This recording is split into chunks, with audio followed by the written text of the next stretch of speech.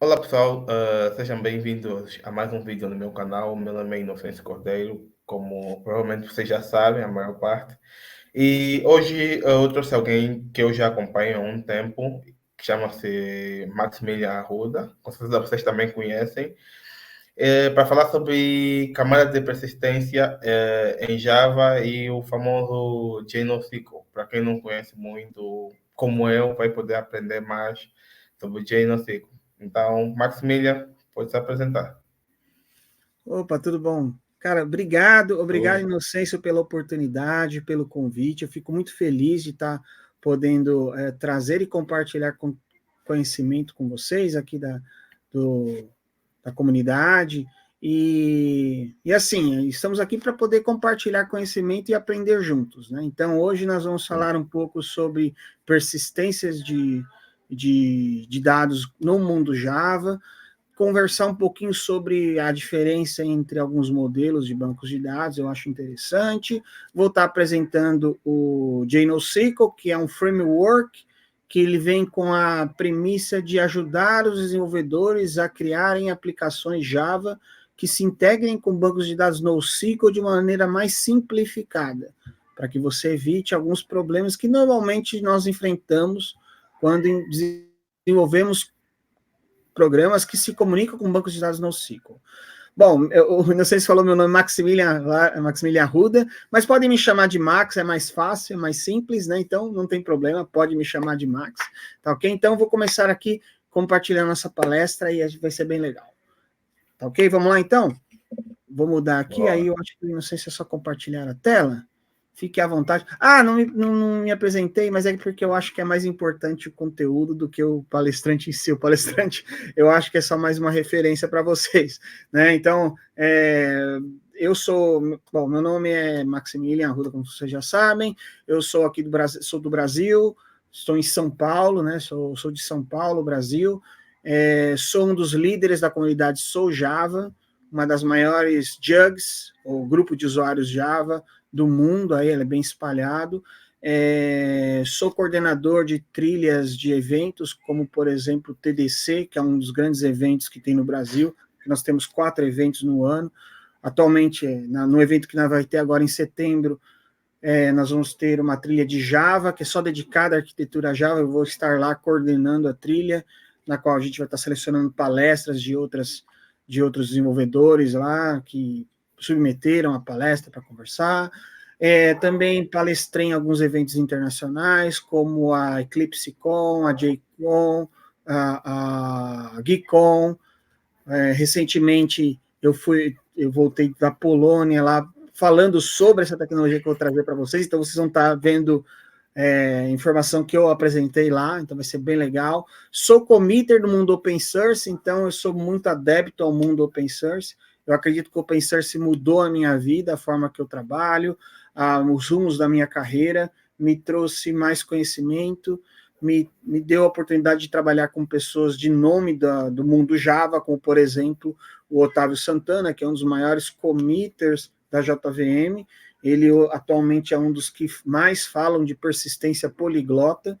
Depois a gente pode conversar um pouquinho sobre esse termo poliglota, né? E faz parte hoje do mundo do Jakarta. E não sei se vocês conhecem, mas Jakarta E vem do antigo Java E, que era uma tecnologia voltada para a área de enterprise, mas hoje ele é open source, é mais modularizado e tem muitas oportunidades de você desenvolver e utilizar dentro da sua empresa por ser um padrão de mercado, um padrão da tecnologia Java empresarial. E estou aqui muito feliz para começar a palestra. Vamos começar então já, né, Inocência? Eu acho que eu falei muito. Bora lá. Bora. Deixa-me aqui partilhar. Muito bem. Vou jogar aqui. Boa. Muito bem, galera. Então, Eu vou desaparecer, então fui. tá ótimo. Bom, muito bem, galera. Então, o que nós vamos conversar hoje? Nós vamos falar assim, como dominar as complexidades e desafios de integração com o banco de dados NoSQL em aplicações Java Cloud Native. Por que Cloud Native? Porque as aplicações hoje, tanto empresa e tal, normalmente está indo para o mundo da cloud, né? E na cloud, a tendência é você usar algumas funcionalidades Porque quando a gente fala cloud, em teoria, nós estamos delegando algumas coisas para um provedor.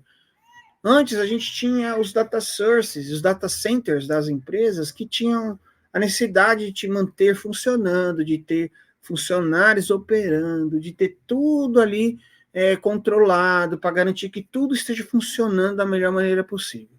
Na cloud, em teoria, você está delegando, né, a necessidade de manter tudo isso funcionando numa empresa terceira. Quando você desenvolve uma aplicação que vai rodar numa cloud, você segue normalmente alguns preceitos para que a sua aplicação possa ser cloud native, ou ser nativas em cloud, para que possa rodar na cloud. Hoje em dia, sabemos que a cloud está em todo lugar, a maioria das empresas já estão utilizando a cloud, então por que não desenvolver Java baseado em cloud?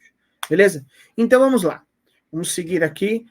Primeira coisa que eu gostaria de trazer é por que bancos de dados existem, né? Porque muitas vezes o pessoal fala, poxa, por que eu tenho que aprender banco de dados?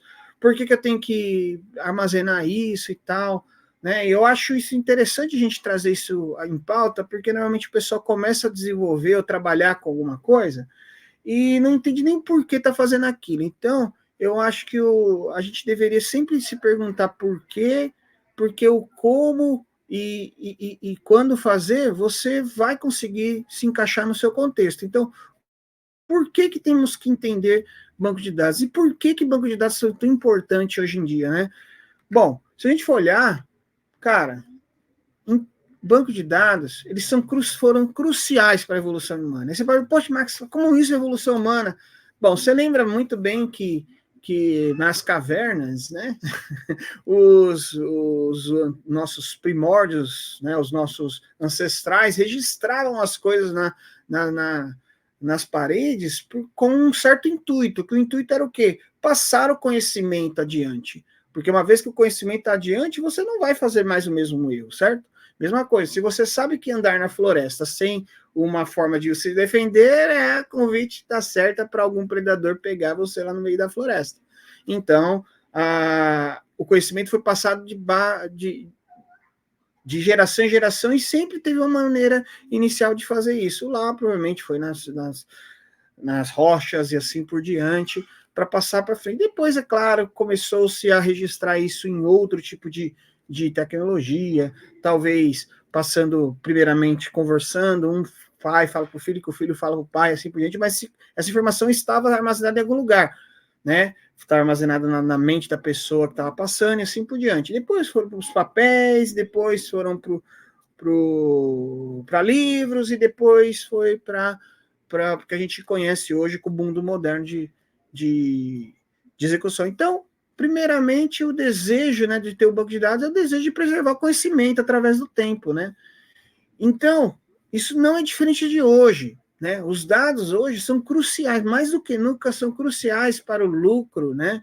E sucesso das empresas, né? Das empresas e soluções. Porque baseado nos dados, nós conseguimos ter grandes decisões, né? Criamos sistemas de probabilidade, conseguimos criar listas de preferências, conseguimos criar várias formas de que a empresa possa fornecer para os seus clientes, fornecer para o seu consumidor a melhor solução possível, né? Então, isso pode ser muito bem confirmado se você olhar o crescimento exponencial na geração de tanto de acesso e consumo quanto os dados. Então, hoje, nada mais... nunca foi tão usado, né, os dados sempre foi aí pessoas importantes, assim, como se fala, cidadãos de primeira linha em qualquer decisão de software. Então, por isso que banco de dados é tão interessante, né? E aí, o que eu queria trazer também aqui é o seguinte, é um pouco da história, porque é interessante, assim, você conhecer da onde que surgiu e para onde vai. Eu acho que isso é muito importante. E legado, no meu conceito, não é uma coisa ruim. Na verdade, o legado é algo importante, porque sem o legado não teríamos o que temos hoje, certo? Então, nas histórias do banco de dados modernos, aí, como a gente pode ver, surgiu lá na década de 60, aí, quando Charles Bertman aí desenhou o primeiro banco de dados para computadores, o IDS. Ele foi o predecessor aí do Information Management System da IBM. Então, se você tiver interessado em conhecer um pouco mais da história, depois no final aí da nossa palestra eu posso indicar um livro bem bacana onde você pode conhecer um pouco mais a fundo sobre isso. Em 1970, aí o Edgar Frank Code aí cunhou o termo Relational Database, que veio a partir do seu paper. E aí, por que foi criado? Porque naquela época era um pouco mais complexo, os sistemas computacionais não tinham um grande armazenamento de dados, espaço em disco e assim por diante. Então, baseado em teoria matemática, produto cartesiano e assim por diante, se cunhou a necessidade de você construir um sistema de banco de dados que você consumisse menos recursos, mas você conseguisse armazenar as informações de uma maneira que você não duplicasse as informações, né? Então, você pode ver que hoje, no mundo SQL, nós temos essa questão de normalização, desnormalização, que normalmente você já deve estar aprendendo, ou talvez numa faculdade, algum lugar do tipo, para que você possa armazenar essas informações da melhor maneira possível. E aí, como você pode ver, aí foi 2 grandes marcos aí da história aí no desenvolvimento do banco de dados. E hoje, né, eu acho que em 2000, o termo NoSQL, que tanto a gente ouve, talvez falar hoje, né, se tornou mais um milestone, mais um marco na história, no desenvolvimento de armazenamento de banco de dados. E por que isso, né? Porque o NoSQL, ele veio com a premissa de facilitar o quê? O desenvolvimento ou o consumo e a pesquisa de dados em um ambiente que é muito mais abrangente. Hoje, o custo de persistência de dados em um banco de dados, né, um armazenamento, é muito mais barato do que era antigamente. Então, hoje, dado talvez a necessidade de você atender uma grande invasão de usuários, os usuários estão querendo acessar vários dados, muitos dados entrando. Então, assim, as soluções no NoSQL tendem a te prover umas funcionalidades que podem escalar, trazer escalabilidade, alta disponibilidade no mundo de cloud. Hoje, né, antigamente, você tinha um sistema que atendia, sei lá, 200, 300 usuários, 500 usuários. Hoje, você cria um e-commerce que atende milhões de usuários. Né? Eu, por exemplo, lá na empresa que eu estou trabalhando hoje, né, que é o Banco Itaú, nós atendemos milhões, o Brasil inteiro fazendo login, fazendo manipulação de banco. Nós sabemos aqui que hoje em dia na internet nós temos uma grande demanda, né, de acesso e consulta, inserção de dados lá. Então, o NoSQL foi um movimento, os últimos movimentos aí em armazenamento de bancos de dados, quando a gente fala. É claro que hoje temos aí o Serials Database, né, temos banco de dados em memória, assim por diante, mas trazendo aqui para a nossa palestra, em meados de 2000, o termo NoSQL foi o termo que atualmente é um dos últimos aí milestones do mundo. Muito bem. E por que NoSQL, né? Aí, eu já expliquei por que o NoSQL, mas NoSQL, para alguns, é um acrônimo para não somente SQL. Então, quer dizer o quê? Que você vai armazenar dados não utilizando o Structured Query Language, que seria, por exemplo, a linguagem que os bancos de dados relacionais hoje trabalham, né? Mas para outros, né, é NoSQL, que é não relacional. Ele tem uma estrutura totalmente diferente de NoSQL. Essa é a ideia para alguns. Mas, de fato, galera, NoSQL, eles são diferentes dos bancos de dados relacionais por algumas premissas, como, por exemplo, eles têm uma particularidade na maneira de como eles estão armazenando os dados e como eles fornecem a consulta e a navegação desses dados. Então, eles se baseiam muito em estrutura de dados específicas que podem auxiliar a resolver certos problemas. Essas estruturas ou famílias, ou categorias que envolvem NoSQL é vasta, mas aqui eu vou trazer 4 que são bem conhecidas, né? Que seria a Document, quem nunca mexeu com o MongoDB, que tem uma estrutura de banco de dados muito parecida, talvez, com uma hierarquia de dados. Nós temos o chave-valor, que seria aquela que é normalmente uma solução muito utilizada para caches, onde você tem acesso rápido com uma linha de dados. Você tem o banco de dados wide column, que seria uma evolução do chave-valor, mas é um lugar onde você pode, de um registro, você ter tipos específicos de coluna. Para cada registro você tem várias formas de coluna de dados para armazenar. E nós temos um outro tipo que tem tudo a ver até mesmo com orientação a objeto, que é os grafos, que eu acho que quem já mexeu com Java, claramente a gente consegue entender que é um objeto que referencia outro, que referencia outro, que referencia outro, e assim você consegue, baseado nessa estrutura, fazer pesquisas muito complexas. Hoje, se você trabalha, por exemplo, você já utiliza, por exemplo, um Waze, ou qualquer aplicação de geolocalização, e aí tem essa parte do grafo, tá ok? Então, para tocar um pouco melhor em cada um dos modelos, eu vou trazer uma ideia para você de o quão grande hoje isso já está difundido. Nós temos o wide column, que seria os desenvolvimentos de banco de dados de coluna, né?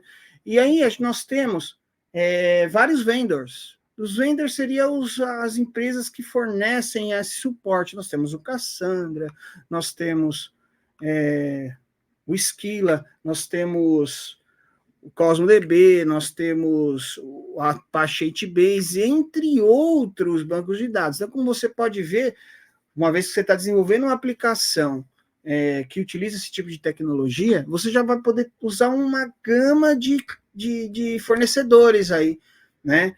Agora, uma curiosidade que eu fiquei sabendo até há um pouco tempo atrás é que, por exemplo, o Discord utiliza o SquilaDB ou Skyla, eu não sei se é assim que se pronuncia, eu acho que é Scylla.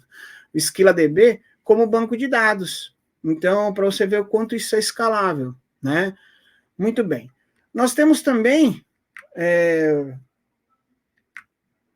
nós temos o documento, né? O de documento, desculpa até que eu acho que a tela minha está um pouco lenta, mas o documento, ele, assim como eu te falei, é uma forma de você estruturar o dado de uma maneira semi-estruturada. Hoje, normalmente, a gente utiliza um formato JSON, um formato XML, assim por diante, onde você tem uma amarração de dados entrelaçados, organizados por uma raiz, um documento final.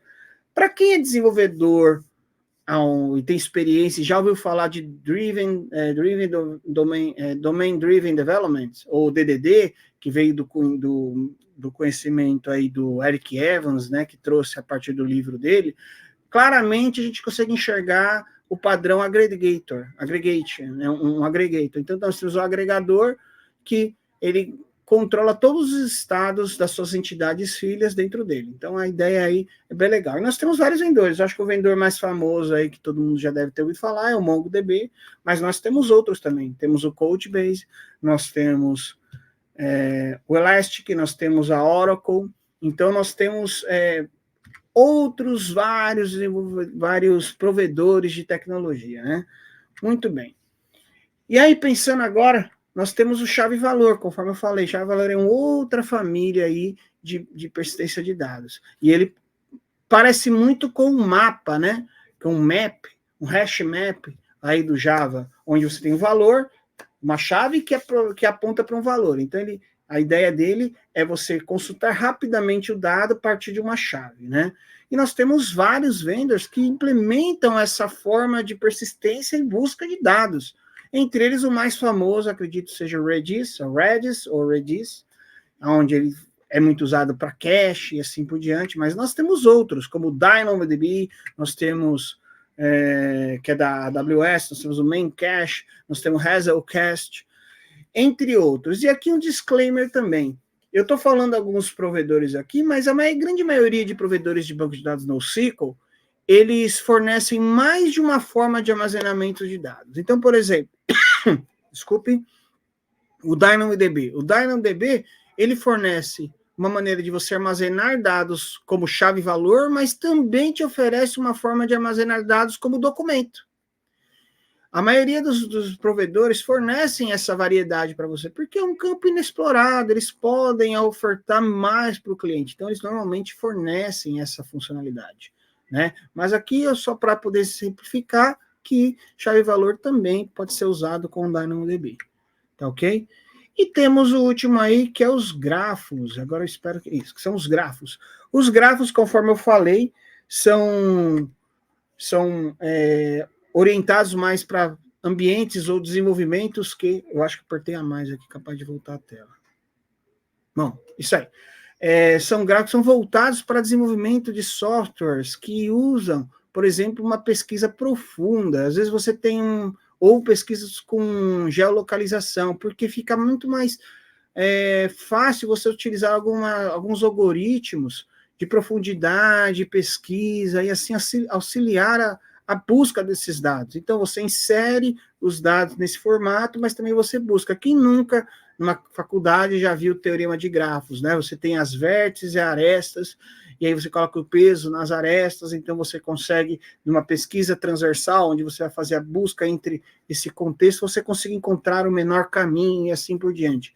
Essa estrutura de dados que o NoSQL de grafos procura atender. Então, nós temos os vendedores aí com o Neo4j, nós temos o ArangoDB, nós temos o OrangeDB, Janus Graph, entre outros. Lembrando, né, entre outros, porque tem vários vendedores. Eu vou explicar por quê. Se você for olhar, atualmente, né, olhando, nós temos mais de 180 bancos de dados NoSQL hoje no mercado. De acordo com esse site aí que está aí na apresentação, você consegue ver todas as engines, né, os mecanismos de banco de dados que existem no mercado, até em ranking, né, você vê quem é mais usado e quem não é. Então, nós temos mais de 180 bancos de dados, né? Isso é um pouco, é muito, né? É muito. E aí, como a gente pode gerenciar isso no mundo de desenvolvimento? Porque, já vou trazer aqui até uma ideia do que você pode ter essa ideia. Mas antes da gente falar de bancos de dados NoSQL, né, de falar de como isso utiliza, vamos lembrar um pouco do banco de dados relacional, porque a gente não tem como falar de banco de dados sem falar do banco de dados relacional, né? Que é um banco de dados bem conhecido, que a ideia dele, ele está utilizando a teoria de grafos, onde você tem as tabelas, você cria relacionamentos entre tabelas, chave estrangeira, chave primária, constrói a sua modelagem baseada ali, né? E aí ele te fornece aí uma estrutura de pesquisa, né, de uma linguagem para você fazer essa pesquisa. Então você faz a manipulação de dados através dela, fazendo o quê? As 4 operações, né? O insert, o update, o delete e o select. Então você tem o CRUD, né? O CRUD vem do acrônimo create, C do create, o R de read, o de update e o D de delete. Então, teoricamente, se você for trabalhar com banco de dados, você tem que conhecer como funcionam essas quatro letrinhas aí, né?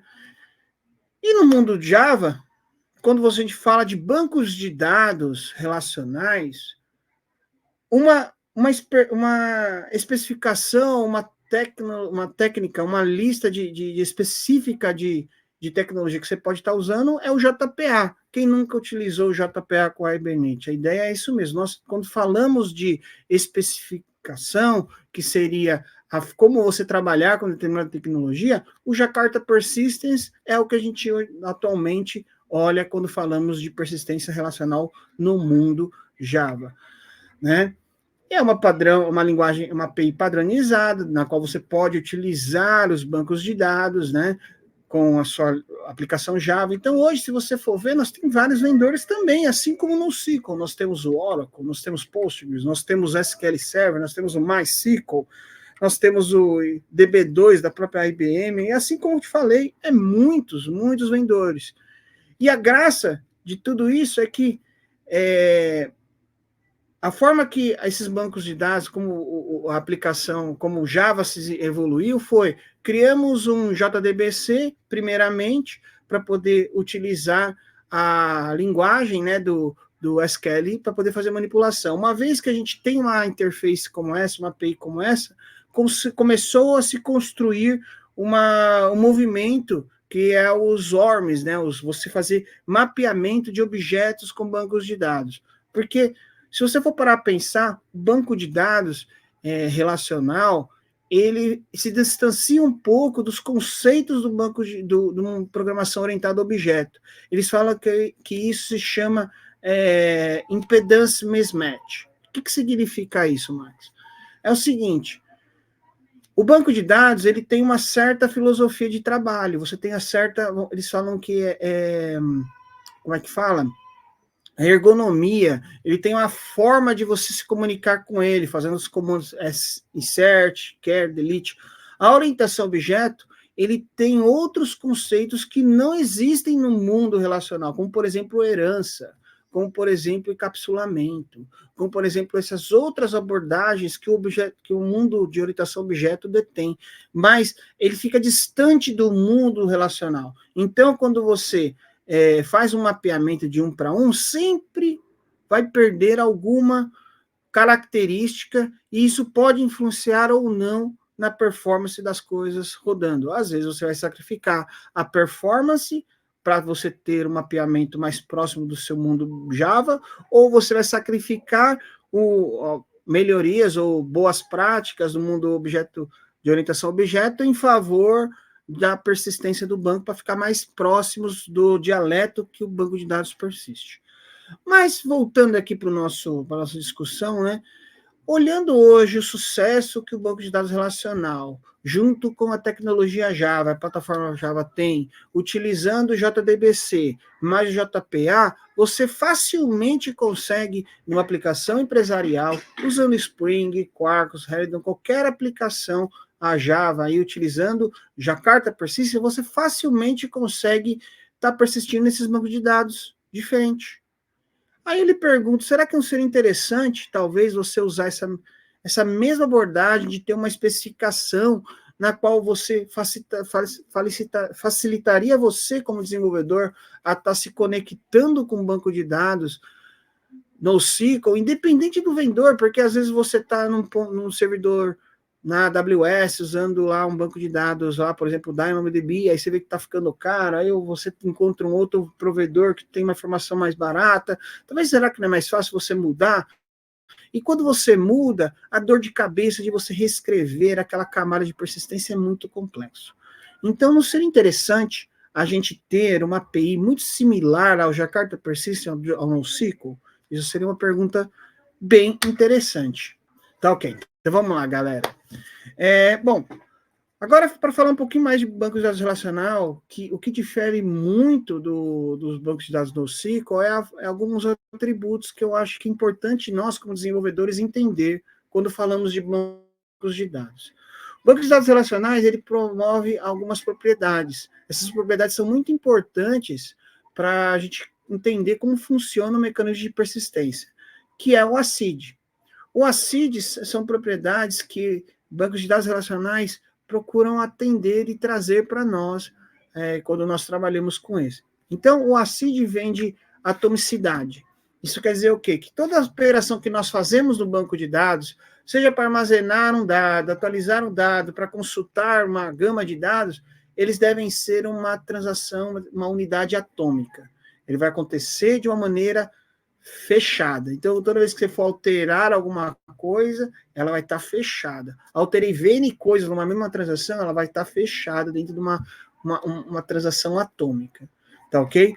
Ela também tem que prover a consistência. O que significa? Que antes de uma transação, até o final de transação, ela tem que, após o final da transação, a consistência dos dados tem que ser atendida. Então, se você estiver mexendo com uma tabela, mexendo com alguns dados, se o banco de dados te fornece a consistência, ela vai ter que te garantir que, com a finalização da sua transação, antes do início até a finalização, os seus dados estão em estado consistente. Nós temos o isolamento, que seria o seguinte: cada transação não deve impactar a outra. Então, se você está mexendo no usuário A da tabela B, eu for mexer no usuário B da tabela A, que é a mesma tabela, eu não posso mexer na sua transação, certo? Não posso, tem que ser isolada. Então, esse tipo de propriedade fornece esse tipo de funcionalidade. E tem que ser durável, né? Tem que ter a durability. O que significa? Que uma vez que for confirmada a transação do usuário A, ela tem que ser persistida no banco A, no banco final, para que os outros usuários possam ver depois, né? Então, ela tem que ser durável. Essas propriedades definem muito de como o banco de dados funciona, tá? Eles vão direto até com uma outra teoria, que seria a teoria CAP, que eu vou explicar mais para frente, tá ok? E o que diferencia dos bancos de dados relacionais dos bancos de dados NoSQL? No NoSQL, eles seguem a filosofia BASE. O que seria a filosofia Bayes, Max? Ele fornece uma disponibilidade base, ela é baseada na disponibilidade. Então, ele fornece um alto nível de replicação para garantir com que seus dados estejam sempre disponíveis para o usuário, porque lembra bem, eu estou no NoSQL normalmente ele veio numa época onde nós tínhamos grandes volumes de dados, grandes volumes de acesso de usuário, então a disponibilidade é algo muito necessário, muito crucial para esse modelo, né? Mas é claro, não existe bala de prata, tem também o seu trade-off. Então, normalmente ele fornece o que? Um soft state. Significa o quê?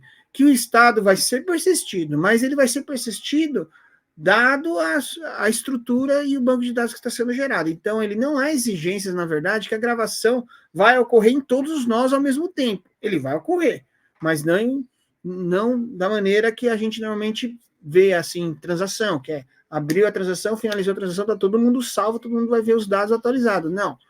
Por quê? Porque ele é baseado em disponibilidade. E aí, é claro, ele fornece uma outra característica que é a eventual consistência.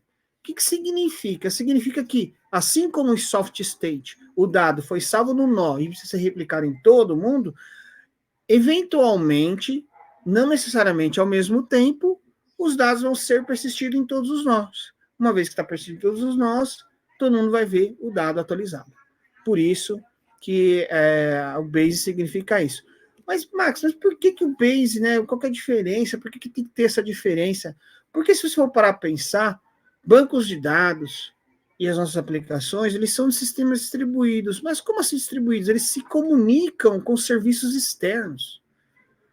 E aí, às vezes, para você poder ter essa disponibilidade, você acaba entrando você sempre vai acabar tendo que fazer um trade-off entre três propriedades que são cunhadas a partir da teoria CAP.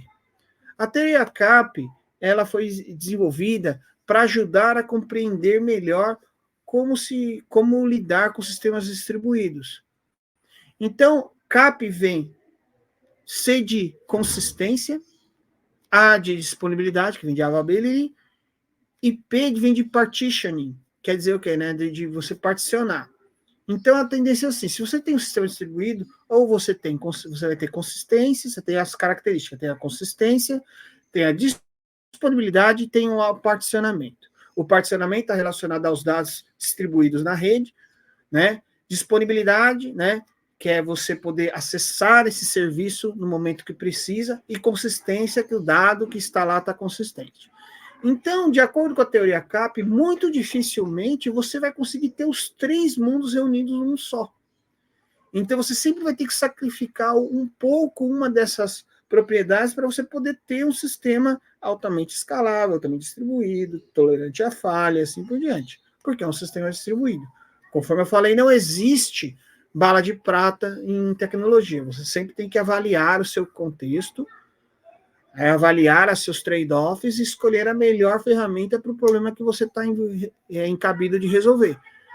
Se você tem um sistema que tem uma alta demanda de acesso, de escrita, de leitura, mas você não precisa fornecer para o cliente um dado muito consistente, porque pode ser que, eventualmente, ele pode consultar e ver o dado atualizado, talvez o NoSQL se encaixe.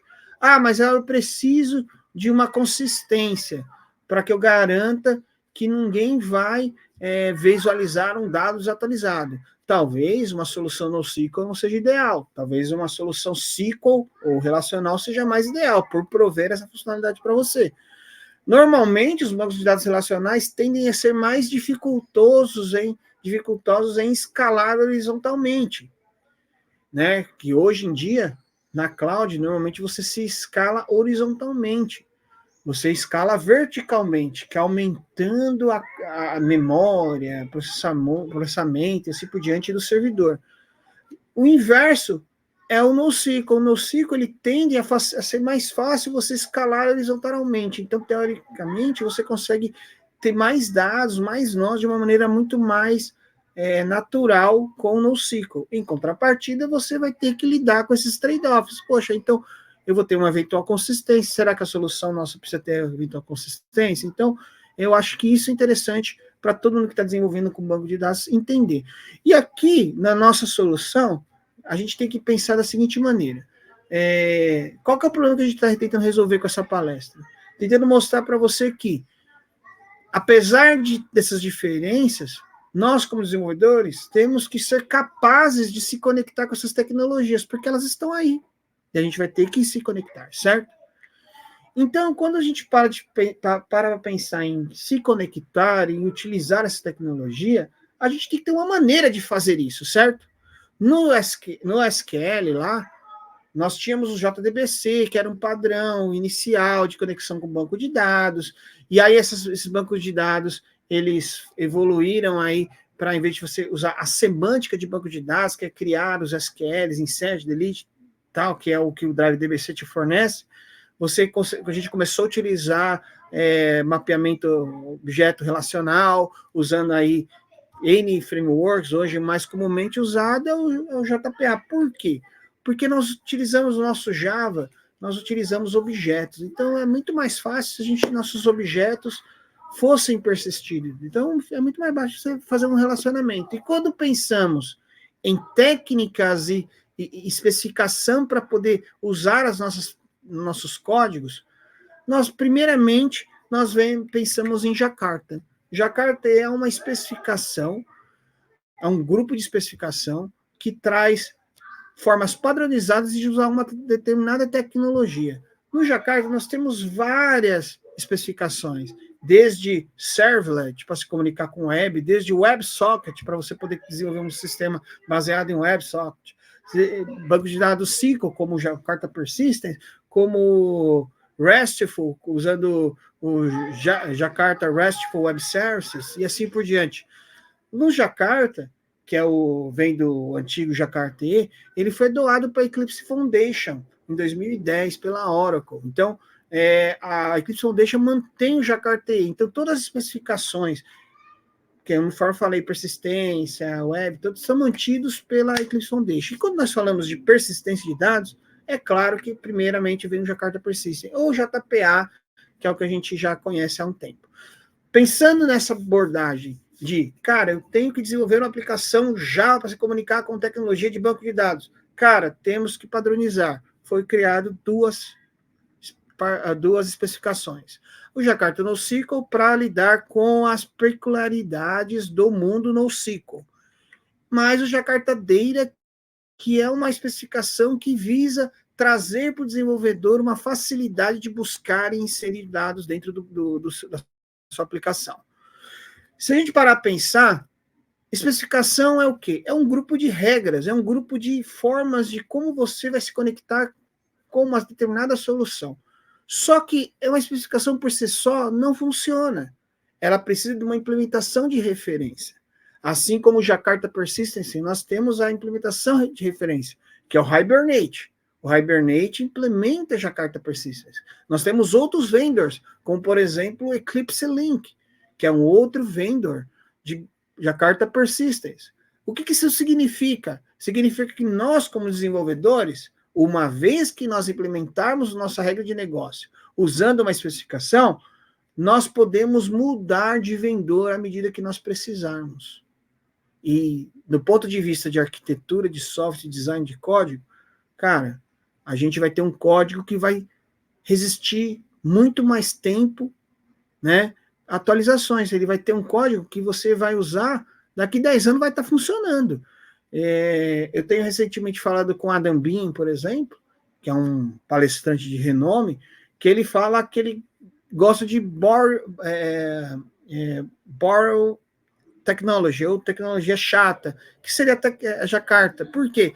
Ele tem código que ele desenvolveu há 10 anos atrás que está funcionando até hoje no cliente, porque ele usou as especificações. Mudou a tecnologia, as versões das tecnologias, mas a especificação continua sendo a mesma. Então, por isso que é importante, talvez, a gente desenvolver a nossa aplicação orientada à especificação, orientada à interface, para não precisar ficar atrelado diretamente à sua persistência, ao seu vendedor e assim por diante. Pensando em questão de implementação de referência, porque precisa, especificação sozinha não resolve o problema. nós temos que ter uma implementação de referência, nós temos o JNoSQL. O JNoSQL é uma implementação, um framework, que visa implementar as duas especificações, Jakarta NoSQL e Jakarta Data. Então, uma vez que você estiver desenvolvendo uma aplicação seguindo o padrão Jakarta NoSQL, Jakarta Data, você vai poder usar o JNoSQL e o JNoSQL te atender. Ah, Max, mas não era melhor só aprender o JNoSQL? Tudo bem, você pode aprender o JNoSQL, mas se porventura no futuro aparecer um outro vendor que implementa a mesma especificação, será que você vai ter preparado para isso? Mesma coisa, para que... Ah, eu vou usar Hibernate direto. Tudo bem, você pode usar o Hibernate direto, mas quando a gente faz isso, a gente tem um autoacoplamento com aquele vendor. E isso impacta diretamente, às vezes, numa mudança de infraestrutura. Se precisar mudar, eu vou ter que pensar em todos esses trade-offs, né? Então, o JNoSQL é uma implementação de referência para você poder usar nos seus códigos as anotações, as especificações do Jakarta NoSQL, beleza? E o legal desse asterisco que eu acabei de mostrar para vocês é o Jakarta Data. O Jakarta Data é uma especificação que visa trazer a funcionalidade, facilidade de você construir repositórios aí para buscar dados, e ele já vai estar incluso aí no Jakarta 11. No Jakarta 11. E aí no Jakarta 11 você vai poder estar usando elas. Beleza? Bom, muito bem. Seguindo aqui, por que Eclipse JNoSQL?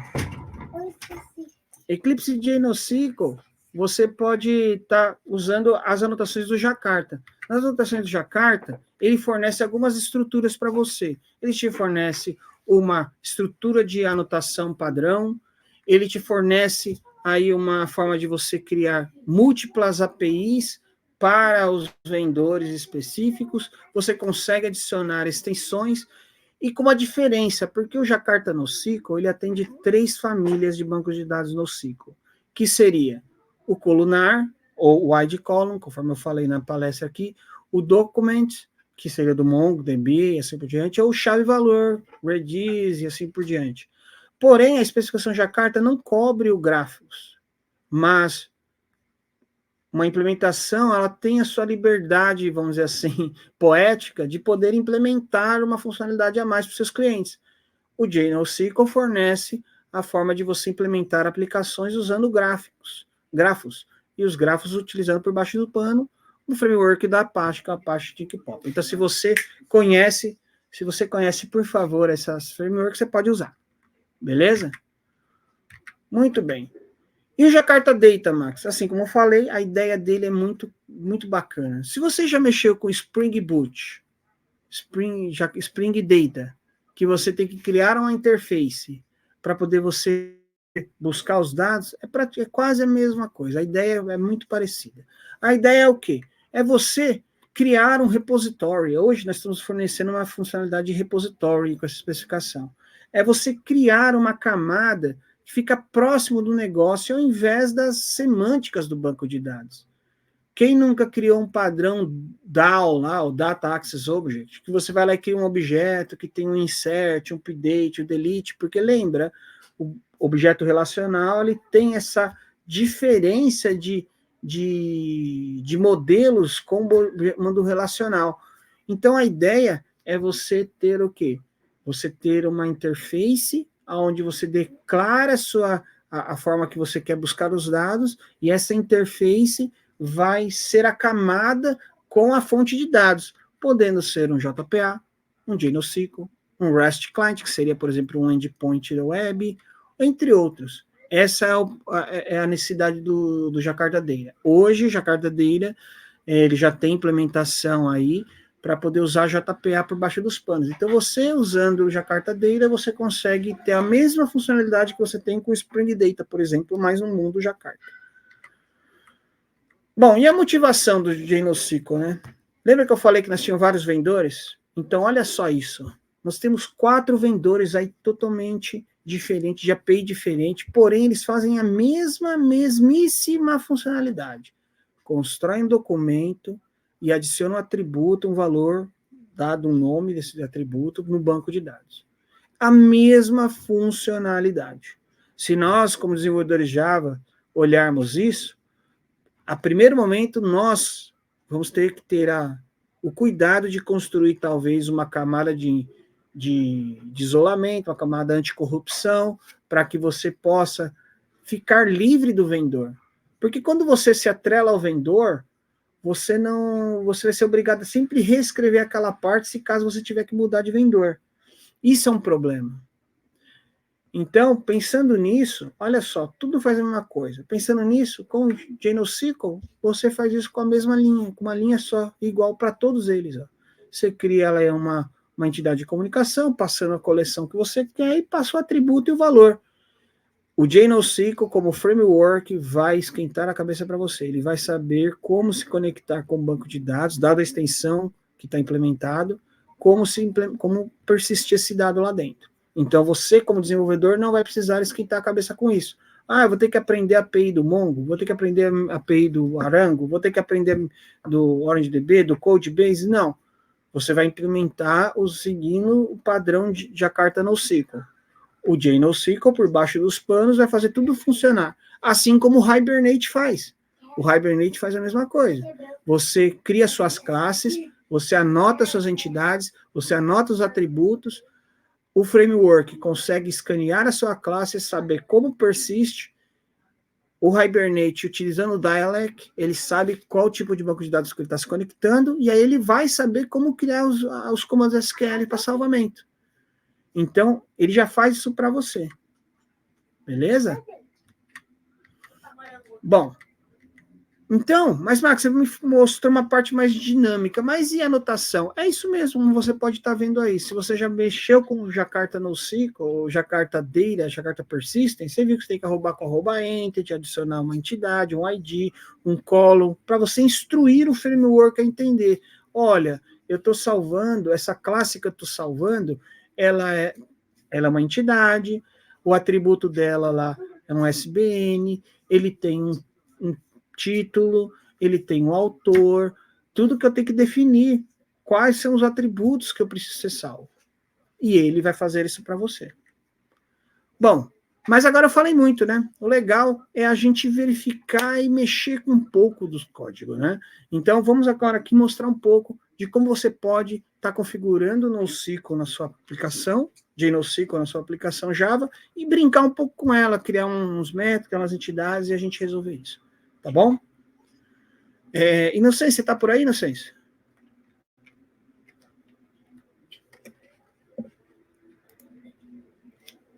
Eu acho que você está no mudo, tá? Opa, esqueci de tirar o mudo. Eu disse que estou aqui entusiasmado com o GenoSQL. Parece muito fácil de mexer com o GenoSQL. Que massa. Sim.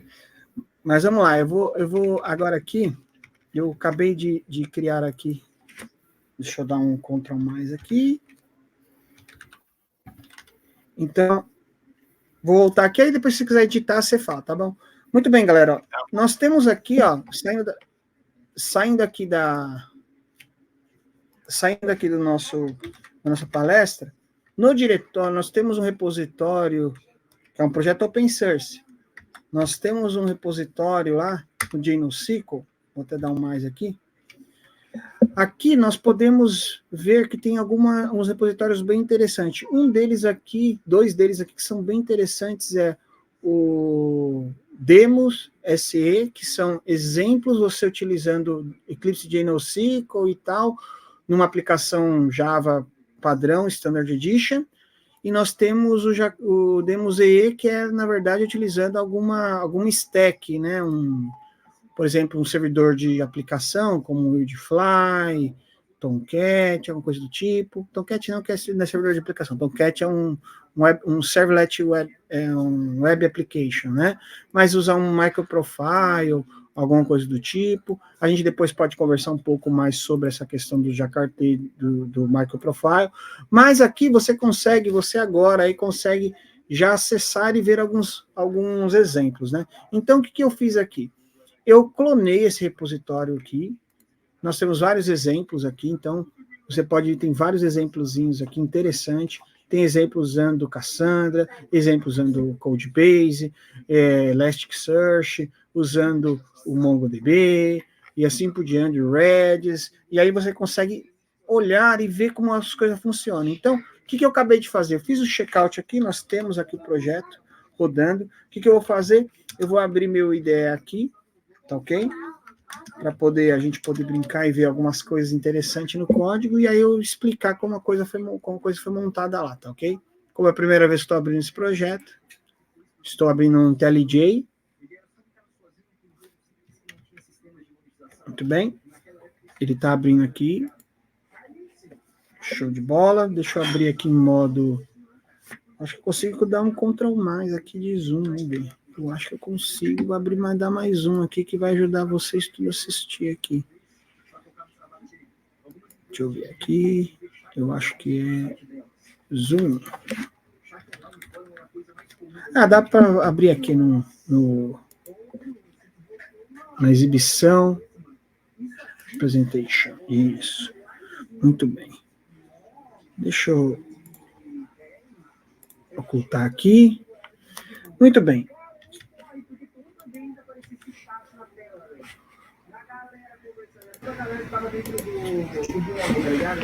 Só tirar aqui que isso aqui fica... Isso.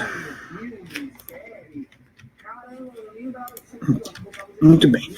Então, uma vez que você abriu o projeto, você conseguir visualizar aqui vários endpoints. Nós estamos abrindo um SE, né? Então, o SE permite eu executar os códigos sem ter uma infraestrutura muito grande. Por exemplo, frameworks construídos e configurados e assim por diante. O JNoSQL, ou a implementação, ele exige algumas coisas. Uma delas é o CDI, se você não ouviu falar, é o Context Dependency Injection, é uma especificação do Jakarta-E para poder fazer injeção de dependência. É muito parecido com o que o Spring faz, quando vai fazer a amarração das coisas. E tem também que ter o configuration, né? O Microprofile Configuration API. Que significa o quê? É você poder definir configurações para ele poder carregar de um arquivo de configurações. Então, eu abrindo aqui, por exemplo, de Mongo, aqui o Mongo. Aqui, ó. Vou abrir o Mongo aqui, o repositório Mongo. Então, se a gente abrir aqui o nosso POM, que é onde a gente define todas as configurações do nosso projeto, aqui a gente pode ver, ó, que ele está batendo nesse framework, e aqui, ó, eu estou definindo qual é a biblioteca que eu estou usando. Aqui, ó, eu estou usando a extensão do JNoSQL para MongoDB. Significa que eu estou usando uma implementação do Mongo, do Jakarta, do JNoSQL, que vai se conectar com o MongoDB. Aqui eu estou usando o Snapshot, mas eu vou fazer o seguinte, eu vou ser um pouco mais atrevido aqui, e vou usar as últimas versões do JNoSQL. Então, eu vou utilizar aqui a versão 1.1.2 Snapshot. O que esse cara vai trazer? Ele vai trazer algumas funcionalidades um pouco melhores e a gente vai poder brincar. É bom até que eu atualize o nosso projeto aqui, para quem quiser ver isso mais para frente, pode ver. Então, uma vez que eu adicionei a biblioteca aqui, e ele vai atualizar aqui as configurações, a gente pode olhar umas outras coisas do projeto. A gente precisa configurar o banco de dados, as conexões. Você usando o Microprofile Config, né, que é a especificação, a funcionalidade que precisa, basta você com essas configurações, você consegue já definir algumas coisas interessantes. Eu acho que essa visualização não está legal. Essa parte aqui está estranha. Essa questão aqui esse espaço absurdo que tem aqui, que na verdade isso aqui na verdade deveria estar aqui, né? Deixa eu ver se eu consigo mudar isso. Essa apresentação está estranha. Bem, vamos continuar assim, que senão acho que também a gente não vai terminar hoje. Vamos lá. Muito bem. Vou abrir aqui de volta o config. Aqui eu estou definindo algumas configurações. Ó. O JNoSQL você tem que definir algumas propriedades para que ele possa saber qual é o banco de dados, qual é a rota do banco de dados, usuário, senha e tal, para você se conectar. Aqui, por exemplo, ele está se conectando ao banco de dados no localhost, na porta 27017 no MongoDB. E ele vai criar um banco de dados chamado Olympus. Beleza? Ah, Max, como é que eu vou subir esse banco de dados? Aí você pode estar olhando na própria documentação que ele mostra como você pode fazer isso. Se eu chegar aqui agora no README, isso é legal nas documentações open source. Você vai ver ó, que você tem aqui ó, no canto, nesse arquivo, está tudo configurado aqui, como você pode se conectar. Eu vou abrir aqui o MongoDB para você poder ver mais com calma. No MongoDB, ele tem essa linha de comando para me subir um Docker. Na minha máquina local, aqui agora, eu posso subir um banco de dados Docker que vai me permitir fazer conexão com o Mongo e fazer algumas brincadeiras lá, tá? A gente pode estar fazendo isso. Então, eu vou chegar aqui agora, vou dar um Ctrl C aqui, apesar que eu acho que dá para executar. Vou abrir aqui a linha de comando. Estou na linha de comando. Deixa eu ver se tem algum processo Docker rodando. Eu acho que está tudo parado. Eu posso subir aqui um banco de dados do Mongo. Uma vez que eu construí isso daqui, ó, a gente consegue fazer algumas coisas interessantes. Deixa eu só sair dessa tela, porque eu achei que essa tela ficou estranha. Eu vou fazer um zoom aqui que eu acho que é mais fácil. Acho que ficou melhor. Isso aí, ficou melhor. Porque aqui eu consigo navegar um pouco melhor nas minhas abas. Então, uma vez que o banco de dados está rodando lá, eu consigo visualizar aqui o meu container rodando lá. O MongoDB está rodando aqui. Certo? Eu consigo, por exemplo, entrar lá.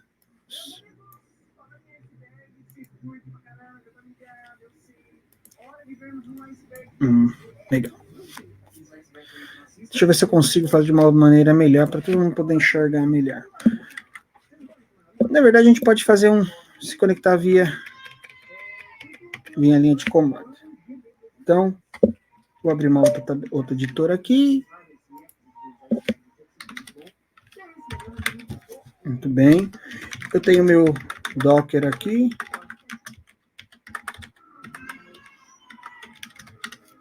Nós temos aqui um Mongo aqui rodando, né? Aqui, o Mongo Instance. A gente pode entrar e executar lá. Docker exec. E aí nós passamos aqui um comando para entrar no container. Aqui eu estou no container agora. Esse container é a execução do banco de dados que está lá. Então eu posso, por exemplo, agora entrar no banco. E aí eu consigo já ver algumas coisas lá dentro, né? Como show databases. Ele mostra quais são os bancos de dados que eu tenho aqui disponível dentro do banco. Eu estou dentro do container aqui, eu consigo visualizar os bancos. Mas vamos agora voltar no código, porque agora o que interessa é nós vermos como é que o código está montado. Então, uma vez que eu atualizei aqui o repositório, eu posso abrir as classezinhas. Então, olha só que legal. Nessa primeira aplicação Java, o que nós estamos fazendo aqui? Nós estamos construindo um container aqui, o CDI, o server do CDI, né, o container. A partir desse container, a gente já consegue capturar algumas coisas interessantes aqui, que seriam os nossos componentes. Bom, primeiro, eu vou mostrar uma entidade da minha cerveja. Então, eu criei um modelinho aqui de dado, de classe, para persistir uma cerveja. Então, eu tenho o ID, eu tenho o estilo, eu tenho, se eu não me engano, isso aqui é espuma, eu acho que é isso. Vamos ver. Traduz aí para mim. Quero para português. Aí. Deve ser a espuma em si. E aqui eu acho que é o malte, se eu não me engano. É um malte. Depois eu falo desse pluginzinho aqui, que é um pluginzinho de IntelliJ para fazer tradução. Isso é bem legal. Bom, eu criando essa classe, agora eu preciso persistir esses dados de alguma forma. Então, usando o jacartadeira, eu posso criar uma interface que ele vai, na verdade, permitir para mim fazer persistência de dados. Então, aqui, como eu fiz atualização de de API, aqui agora a gente pode fazer alguma coisa. Então, eu vou criar aqui, ó, um CRUD repository. O que esse CRUD repository é? Ele é uma interface do Jakarta Data que oferece para mim um grupo de métodos para fazer manipulação de banco de dados. Lembra que é CRUD que eu falei? Create, Read, Update e Delete. Se a gente abrir aqui, ó, você vai ver o que ele tem, ó, uns métodos para auxiliar a gente. Tem o método insert, tem o método insert all para inserir mais de uma, update e update all. Ele herda de Basic Repository, que tem o save, que tem o save all, que tem o find by ID, que tem o delete e assim por diante. Como você pode ver aí, certo? E todos eles herdam de Data Repository. Muito bem. Uma vez que eu tenho essa classe montada, eu já consigo fazer manipulações do banco. Então, uma vez que eu já estou com isso aqui pronto, na minha aplicação aqui, eu já vou conseguir aqui ter acesso a algumas funcionalidades, como, por exemplo, de salvamento. Muito bem. Eu vou apagar aqui só para a gente poder brincar um pouco mais. Eu vou, por exemplo, se eu quiser, por exemplo, fazer pageamento, né? Eu quero buscar dados e assim por diante. Deixa eu ver se a gente faz aqui um exemplo melhor. Eu vou ocultar aqui que a gente pode já brincar com um pouco mais com isso aqui. Tá ok? Então, ó, uma vez que eu tenho um repositório aqui que tem uma query, ó, que é a query que está buscando, eu já consigo ver como vou buscar os dados. Então, eu vou apagar aqui, porque isso aqui a gente não vai precisar agora, só para você poder ver funcionando. Então, o que vai acontecer aqui? Lendo esse código, galera. Ele vai, static void main vai inicializar o projeto Java. Aqui eu estou usando uma biblioteca chamada Faker. Essa biblioteca me fornece dados pré-montados, como, por exemplo, construção de objetos e assim por diante. Aqui eu estou construindo um container, que é como se podia ser um Spring Boot, poderia ser qualquer outro containerzinho de execução. Aqui é um container que vai gerenciar para mim a construção de todos os objetos e serviços que eu implementei. Com esse método aqui, ó, select, ele vai me buscar uma implementação para essa interface. Como a gente está usando o NoSQL, ele vai pegar uma implementação que tem suporte para persistência no MongoDB e vai adicionar aqui. Aí, a partir daqui, eu fiz um forzinho, que é um controle de repetição, para inserir 100 cervejas. Na implementação do meu beer, eu criei um método off, que na verdade é um método fábrica, para poder construir os dados que eu preciso. Certo? Muito bem. E aqui ele faz o salvamento. Uma vez que ele fez o salvamento, na linha de baixo aqui, o que eu estou fazendo? Estou buscando, executando o método carry do repository, que vai trazer todas as cervejas persistidas e vai printar o resultado no print alien. Beleza? Então, se eu executar aqui, eu vou executar em modo debug, porque eu acho legal a gente ir em modo debug e brincar um pouquinho. Então, ó, modo debug, ele vai executar. Ah, tem uma classe aqui que não tem mais, que eu posso tirar, desculpa aí. Ah, ele vai pedir para mim alterar vários endpoints aqui, então beleza, não tem problema, a gente altera isso aqui. Se eu não vou conseguir executar. Não tem problema. Esse cara aqui, eu vou só comentar por hora. Isso. Muito bem. Aqui, com essa API não tem mais, ela mudou. Muito bem, ficou mais fácil para falar a verdade. Na verdade, eu posso fazer assim e aqui, porque depois a gente faz a brincadeira aqui. Muito bem. Vamos ver. Debug novamente.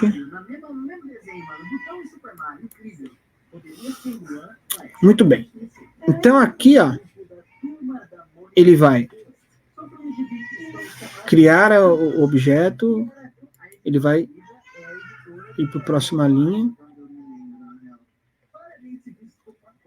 Muito bem, criou o container, agora eu vou pegar o repositório, peguei o repositório, está aqui a implementação, já está aqui a referência.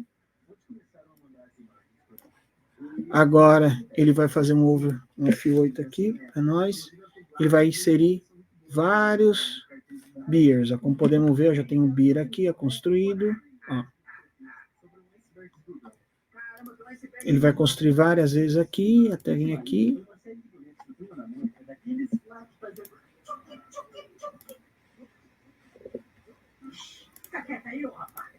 Prontinho.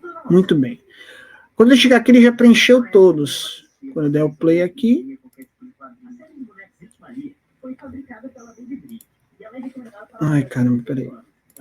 Desculpa que eu acho que eu fiz cagueira aqui.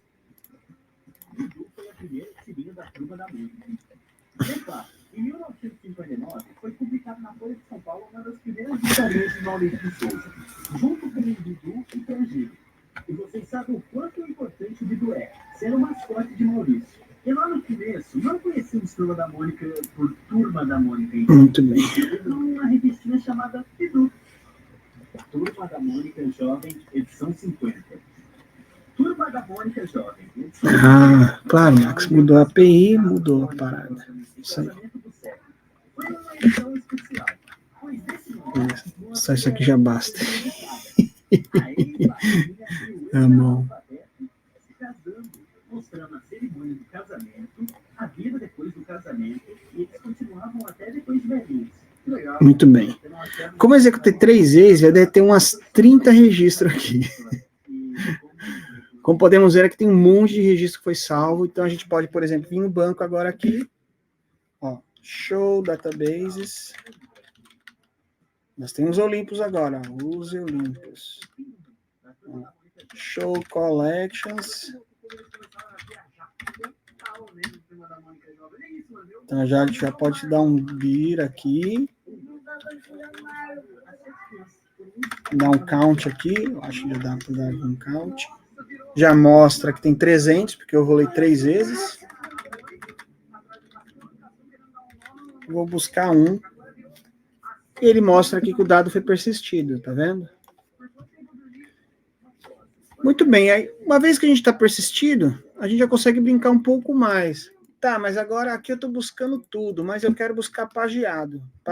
Se eu quiser buscar paginado, vamos melhorar essa interface aqui. Aqui ele está trazendo tudo. Eu posso estar, por exemplo, trazendo pageado. Então, eu posso chegar aqui e falar, eu quero page. Eu quero que me traga uma página baseada em beers, onde eu vou passar um page request, que seria a paginação. Eu quero a primeira página do item 0 ao item 5, ordenado ainda. Eu posso fazer isso. Uma vez que eu tenho isso aqui pronto, eu posso chegar aqui agora e brincar aqui. Então, eu posso chegar aqui e falar assim, beleza, se eu tenho 300 agora, não preciso mais fazer isso. Então, agora eu posso fazer o quê? Eu quero pegar a minha page, beer, e eu falo para o meu repositório, é o seguinte, eu quero que você me traga tudo onde a paginação.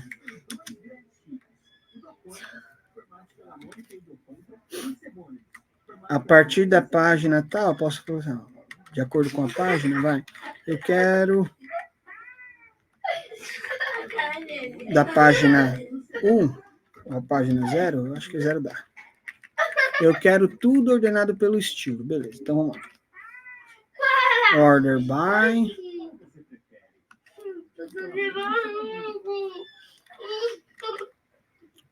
De forma ordenada, ASCII, estilo. Muito bem.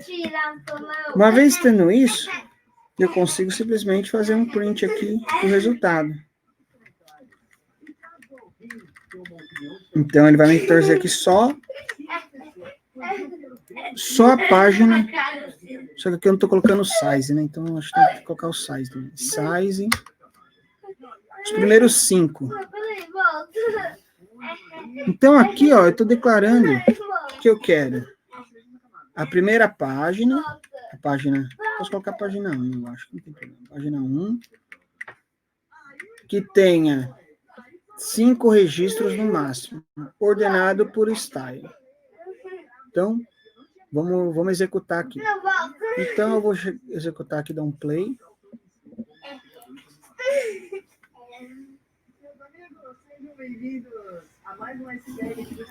E ele vai me trazer orientado ao estilo. Vou mudar para hop aqui, para que parece que tem mais variações. Por malte. Malte é legal. Malte, isso. Então, se eu executar de novo.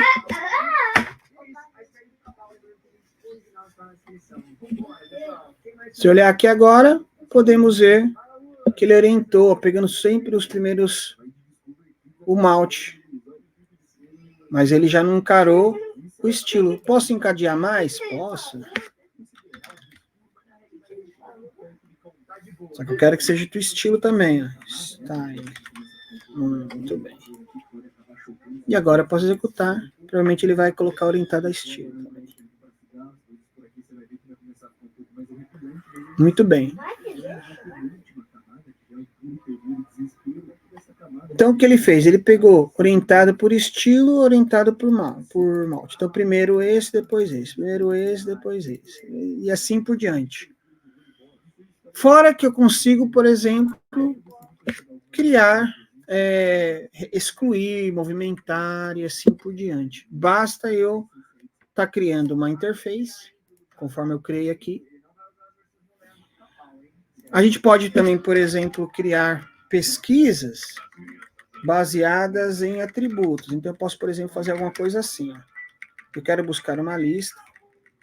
Eu quero find by, e eu posso colocar um nome. Eu vou colocar o nome aqui, malte. Que vai receber aqui um name.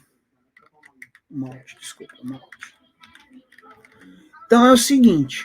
Baseado nessa nomenclatura, ele vai criar uma query que vai buscar todo mundo de beer que foi igual ao valor malte que eu trazer aqui. Vamos tentar ver isso aí? Então, agora eu volto aqui na minha aplicação. Estou mexendo só aqui mesmo, então vamos continuar mexendo aqui. Então, aqui agora eu vou mudar.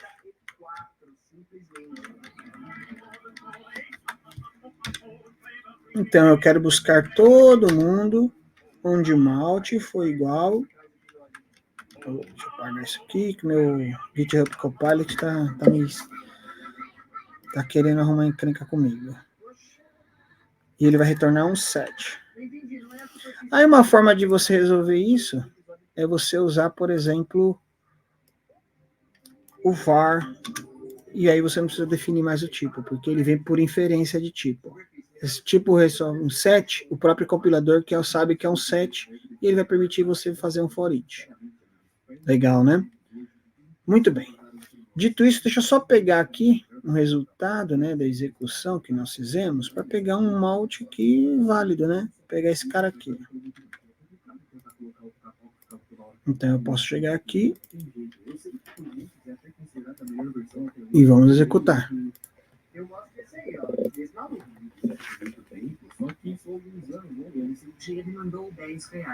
Muito bem. Ele trouxe todo mundo que tinha o malte como malte UAU. Todo mundo que tinha com esse malte UAU.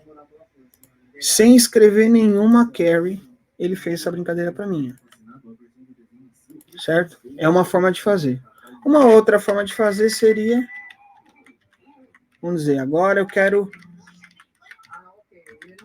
Exemplo, vamos dizer agora eu não vou mexer mais nessa interface, eu vou criar uma aqui com vocês. Vamos dizer que eu estou criando uma aplicação de estacionamento. Então eu vou ter um carro. Vou ter um car. Só que aí, por exemplo, eu não quero usar mais a feature de classe normal, vou criar um record. Muito bem. E aí aqui eu posso criar uma entidade baseada, record baseada nesse carinha aqui. Então, o que a minha entidade aqui vai ter? Ele vai ter um ID, né? Que aí eu vou colocar aqui como um string qualquer aqui, um ID. E ele vai ter aqui, sei lá, a marca, model, obrigado. E ele vai ter a marca, beleza. Só isso aqui tá bom. E aí eu vou criar aqui, eu tenho que declarar column, por quê? Porque diferente do Hibernate, que implicitamente sabe que você está persistindo aquele campo, no JNoSQL, no Jakarta NoSQL, você tem que explicitamente dizer qual campo que você quer ser salvo. Vamos dizer que eu não quero que salve como model, eu posso salvar como outro nome aqui, ó. Por exemplo, car model. No banco ele vai ficar como car model. Então dá para a gente mapear com um banco de dados que já existe. Muito bem. E o que eu vou fazer aqui? Eu vou fazer um método de construção. Então eu vou vir aqui, public, que é um método fábrica. Static car. E aí, ó, eu posso fazer desse jeito, passando o branch, mas eu também vou criar um cara aqui, ó. Public static car off. Vou passar um faker aqui, ó.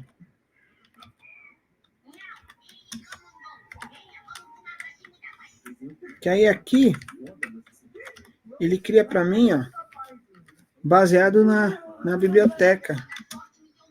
Se eu não me engano, que ele tem aqui cars, não tem não? Tem movies, não. Não tem? Que legal, achei que ele tinha. Vamos ver, tem que ter, né? Vamos ver.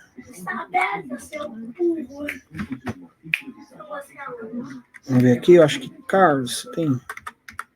Não tem? Veículos, tem. Peraí. Primeiro é a modelo e depois aqui é a... Depois é a brand.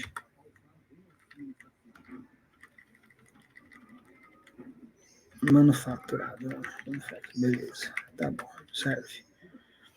E como ID aqui, eu vou usar um UID base aqui.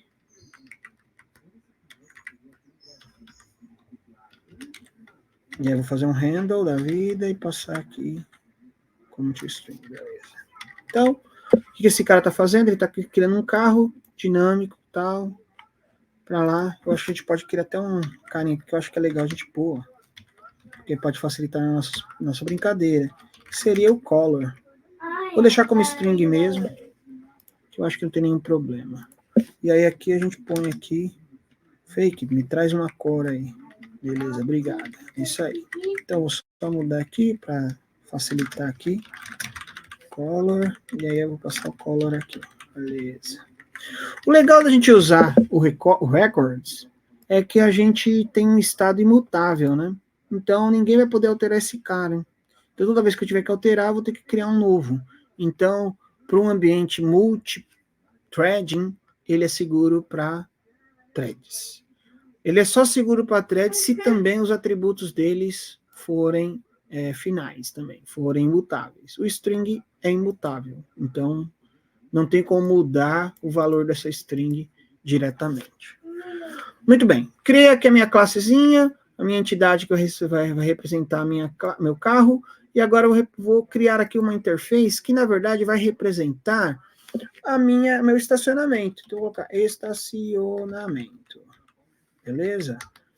Muito bem. Não quero adicionar você agora, não. Porque eu estou trabalhando. Muito bem. Então, aqui basta eu colocar ele como repository. Ele vai entender que é um repositório que eu estou construindo. Aí eu tenho algumas opções. Eu vou criar aqui um método chamado void. Vamos dizer que eu quero estacionar. Estacione. E ele vai receber um carro, que é o car. Nossa, uma mistura de inglês e português aqui. Que bom, hein? Acho que é melhor a gente mudar. Por quê? Porque fica mais fácil. Porque fica mais fácil da gente. Acho que é parking, né? Parking, isso. E aqui vai ter o método park. Acho que é park, mas acho que é park. Muito bem. E aí é o seguinte, aí aqui basta eu anotar como save, porque o que acontece? A minha implementação vai entender que eu quero salvar um carro dentro do banco de dados, mas para um negócio, eu estou entendendo que eu estou só o quê? Estacionando. E aí, se eu quiser tirar unpark, eu passo, por exemplo, o carro de novo. Eu quero tirar tal carro. E aí eu posso dar um delete aqui. Ó. O que isso me permite? Me permite deixar minha interface mais próxima do meu negócio. Então, numa aplicação, conforme a gente está construindo aqui, por exemplo,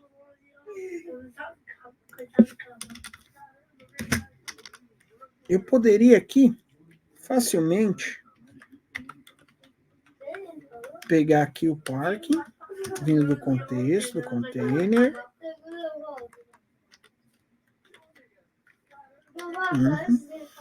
E aí eu posso criar meus carros, então vou criar um for aqui da vida.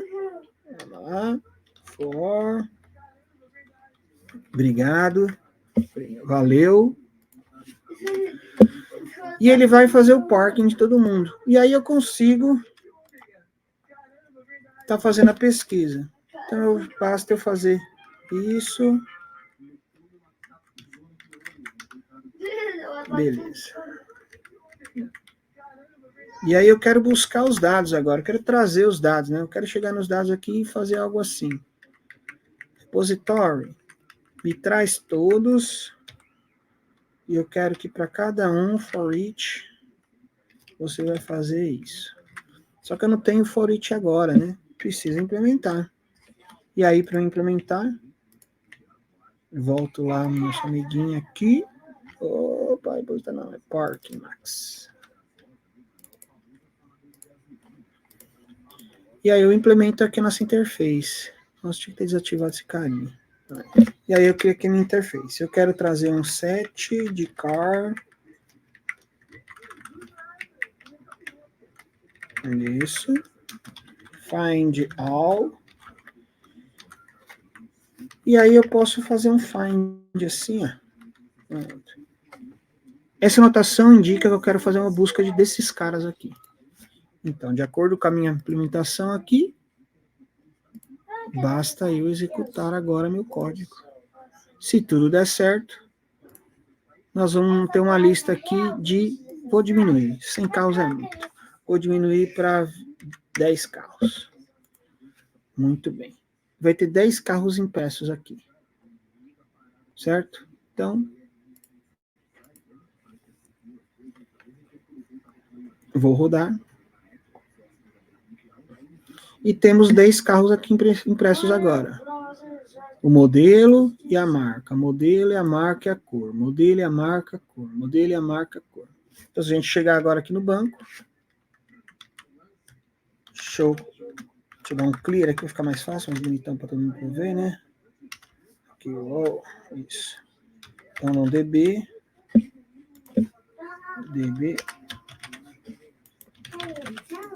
Eu acho que travou minha máquina. Muito bem. Se eu chegar aqui agora, dar um DB car, find.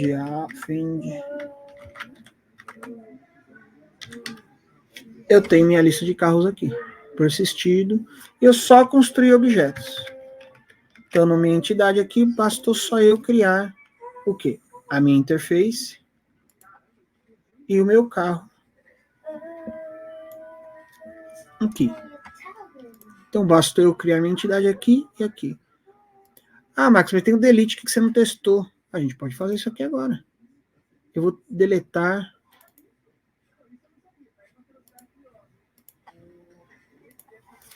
vou deletar todos. Primeiro eu vou fazer um find. Então vem park na vida, parking. Eu quero buscar find all. Find by color, por exemplo. Color. Olha que legal. Já até implementou aqui uma paradinha para mim. Só que eu quero que cada um desses aqui, ele remova.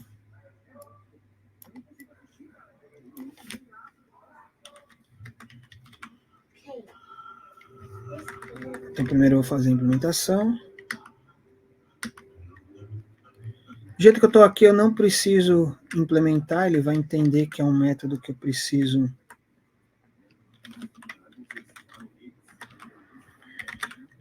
colocar. Eu posso dar um find aqui, ele sabe qual que é o campo aqui que eu vou salvar. Então, eu posso, por exemplo, aqui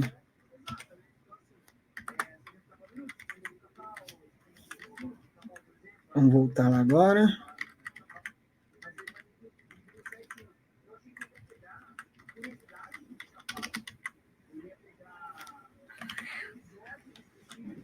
Vou colocar aqui o alt, ln, todos red cars, por exemplo. Agora eu pinto todos aqui. Vou mudar aqui.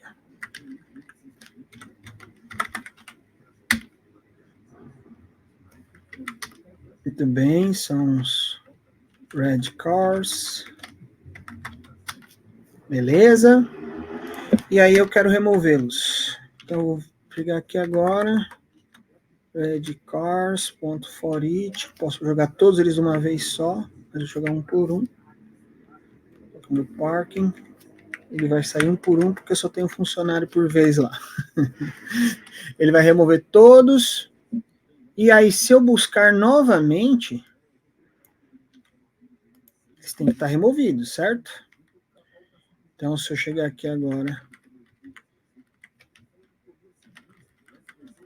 e chamar de novo, ele tem que estar vazio.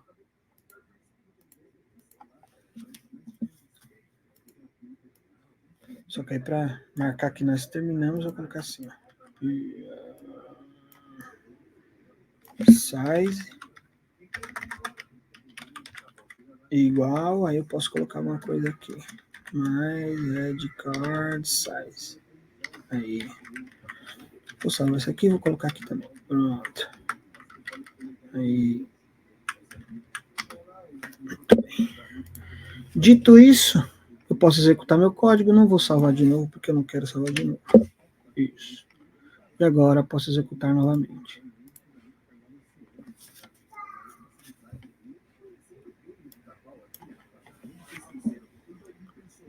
Muito bem. Muito bem. Então aqui, ó, como podemos ver, ele listou os funcionários, os carros, todos os carros. Aí no primeiro aqui, os carros vermelhos. Boa pergunta. Cadê vermelho aqui? E ali ele apagou todos. Beleza? Bom, para início eu acho que já dá para a gente poder brincar. Se você tiver interesse em conhecer um pouco mais sobre o projeto, já vou deixar aqui o resto da minha apresentação.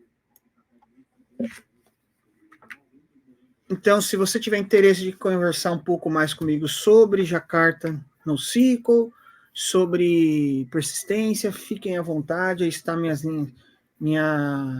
redes sociais, eu estou no LinkedIn, no YouTube, no Twitter, no GitHub, tá aí meu QR Code, né? Aqui eu sou do Soljava, então se você tiver interesse de fazer parte do Soljava, por favor, aí tá o QR Code para você fazer parte, tiver interesse de conhecer mais um pouco sobre o Soljava. O nosso amigo aí, não sei se já faz parte, né? Não sei se já está aí com a gente. Sim. participando lá da comunidade, só talvez não é sócio apoiador, mas se for, vai ajudar bastante a gente, porque a comunidade acaba trazendo pessoas para fazer workshops, para conhecer mais ferramentas, então fica aí a oportunidade. Se quiser conhecer um pouco mais sobre os projetos open source aí do Jakarta NoSQL, estão aí os links. Então, eu vou compartilhar essa apresentação para o Inocêncio, e o Inocêncio vai poder pegar e compartilhar no canal dele, para quem tiver interesse, beleza? E é isso aí, galera. É o que eu tinha para mostrar. Espero que vocês tenham gostado. E agora eu vou para a parte de perguntas, que eu acho que o Inocêncio talvez tenha algumas perguntas interessantes. Não sei se eu vou saber todas, mas estaremos aí, tá bom? Se quiser parar de compartilhar minha tela, talvez é uma boa. Boa. Certo. Para finalizar, vou fazer aqui algumas questões que eu tenho aqui no meu bloco de notas, e qualquer pessoa que tiver questões, né, ao decorrer desse conteúdo, pode deixar nos comentários, e posteriormente o Max irá poder responder a vossas questões. Certo. A primeira questão que eu tenho existem padrões ou boas práticas específicas a serem seguidas quando estamos a usar o NoSQL, o JNoSQL? Bom, muito bem. Algumas práticas que a gente costuma a seguir quando vai usar o JNoSQL é o seguinte. Bom, o JNoSQL é uma implementação, referência do Jakarta NoSQL, então a gente orienta você a usar a especificação. O JNoSQL também tem umas anotações próprias, mas eu oriento o pessoal a usar mais as anotações do Jakarta. Por quê? Por causa dessa flexibilidade de você estar usando vendores diferentes e estar com o seu código desacoplado do vendor, né, ou do provedor, do fornecedor. Então, normalmente eu oriento. A gente segue muito a dinâmica de você ter uma entidade anotada e você ter um repositório e você colocar essas regras de repositório, essas regras de negócio orientadas ao domínio. Então, se você, por exemplo, estiver implementando um sistema que o domínio dele está maduro no sentido assim, está muito bem instruído, ele está usando uma linguagem ubíqua. O que é uma linguagem ubíqua? Que todos os envolvidos do projeto sabem realmente que estão usando o mesmo vocabulário, mesmo vocabulário técnico e de negócio. Por exemplo, que nem eu fiz o último interface aí, a gente fez o estacionamento. Talvez estacionar e tirar do estacionar, né, ou sair do estacionamento, são termos que o cara de negócio vai entender claramente o que significa. Para o desenvolvedor, é importante também saber o que significa, mas olhando para a aplicação, a gente está fazendo duas operações diferentes, uma de insert e a outra de delete, entendeu? Então, quando isso acontece, quando você tem um domínio muito bem maduro e complexo, eu oriento ao pessoal a talvez considerar usar DDD. Você pegar e desenhar o domínio, escrever o domínio, colocar regra de negócio específica para cada um dos serviços, para cada uma das entidades, saber quem é dono de quem faz o quê, e delegar a persistência para a interface lá do repositório. A persistência, ela sabe como se persistir. Agora, se o seu negócio é um negócio mais simples, você construir uma entidade simples, sem regra de negócio, também está tudo bem. Né? Você cria lá uma classe anêmica, que nem nós construímos uma classe anêmica, né? Precisa uma classe que só uma estrutura de dados para armazenar dados. E ali não tem nenhuma regra de negócio específica. Tá tudo bem também. No Jakarta e no JNoSQL, nós orientamos a criar entidades e repositórios. Então, a sua estrutura provavelmente vai ser isso. Boas práticas. Uma entidade, um repositório. Normalmente, isso é verdadeiro, na maioria dos cenários. Então, se eu tenho um repositório de carros, então eu tenho a entidade de carros.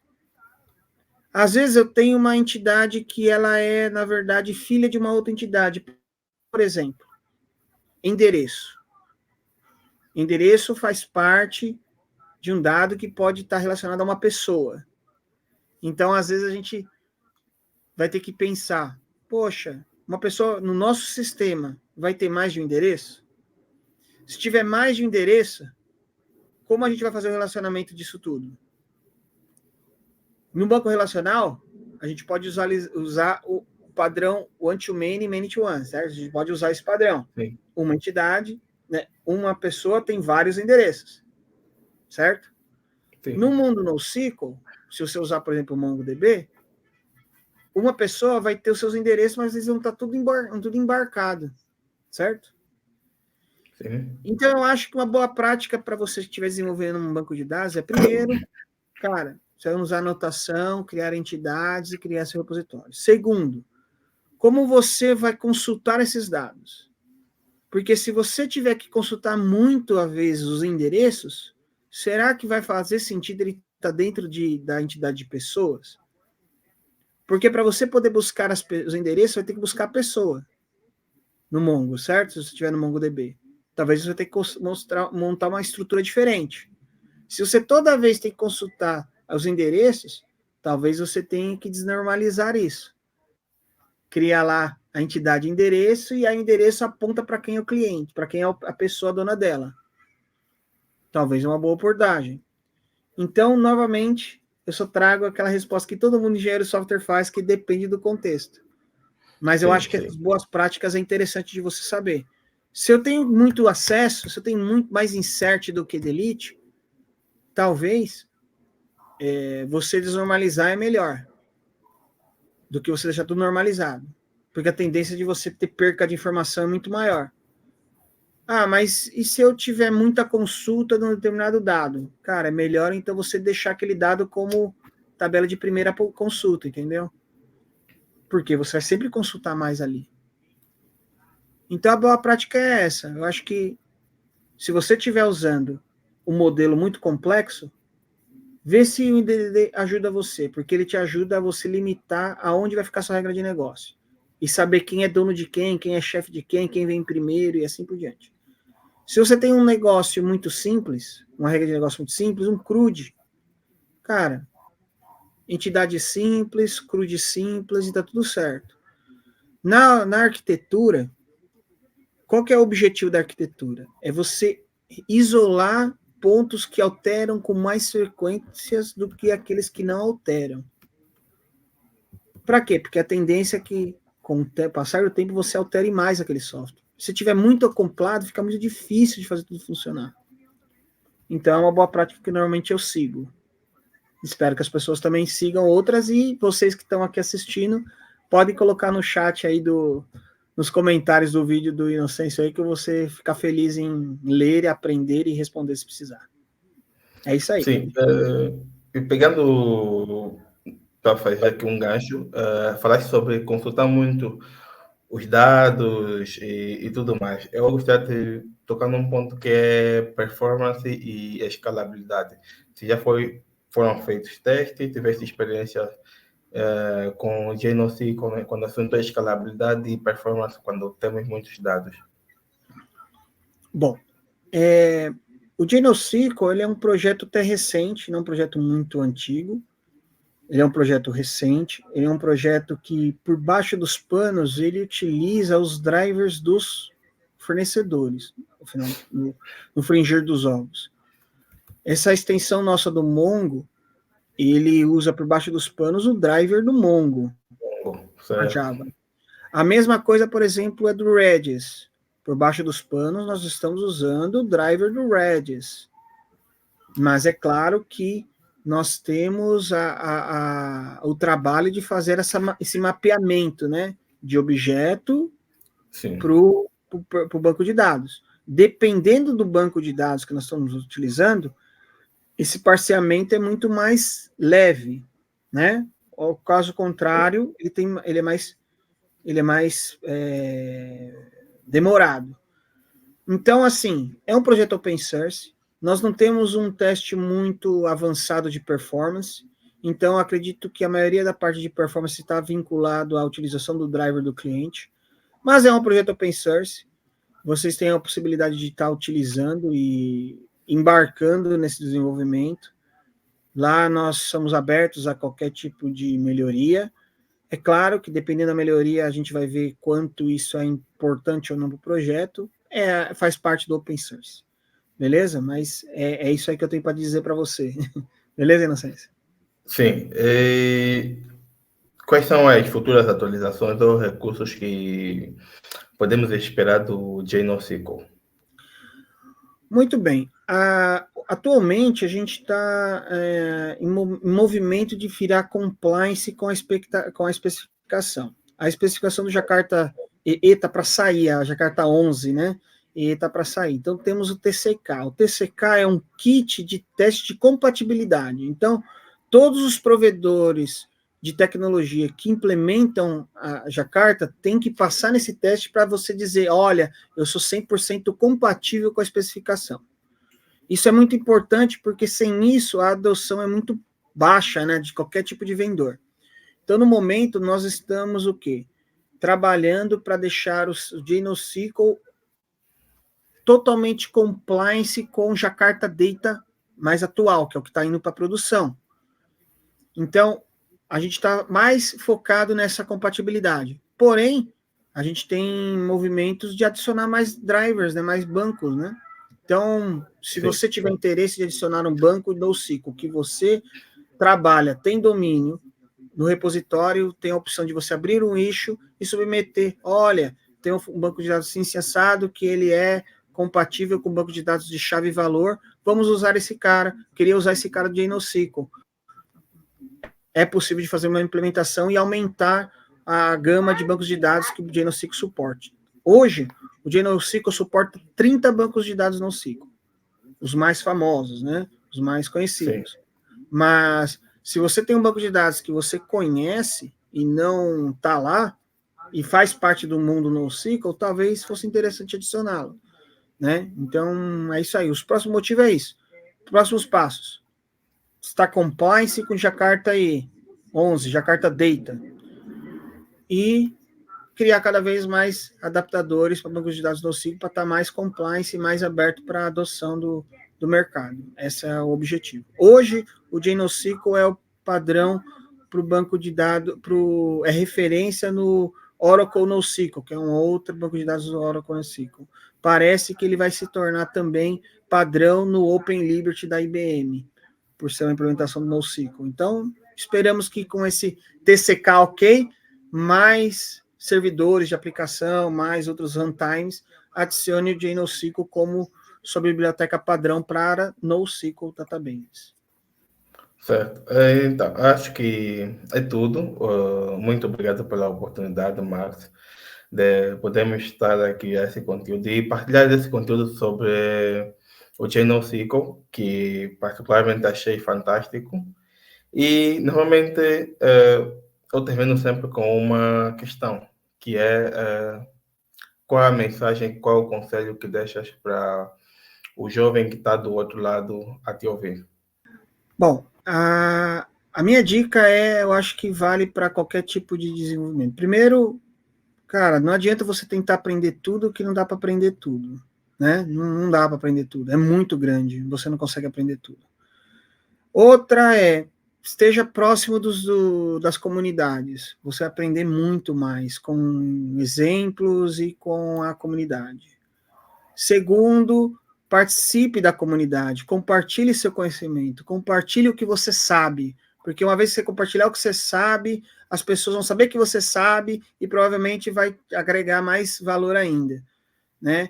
E outra, né? Acredite em você, faça seus projetos particulares, não importa, eu não estou trabalhando com Java hoje, mas eu quero trabalhar com Java. Então, cara, abre um projetinho, vai brincando ali, vai criando seus challenges, que é assim, à medida que você vai trabalhando, à medida que você vai mexendo com as tecnologias, você vai aprendendo, tá? E ninguém é tão experiente que não possa aprender e ninguém é tão jovem que não possa ensinar. Então, meu recado Não tenha medo de aprender, é assim mesmo, é dolorido, viu? É dolorido, é verdade, é dolorido. Mas uma vez que você começa a entender as coisas começam a se encaixar, daqui a pouco você está andando de braçada aí. E é isso aí. Obrigado, Certo. Inocêncio, pela oportunidade. Então, subscrevam o canal e também vou deixar o link do canal do Maxi na descrição, o canal do Stojava, link para a comunidade e tudo mais. E adeus. Até mais.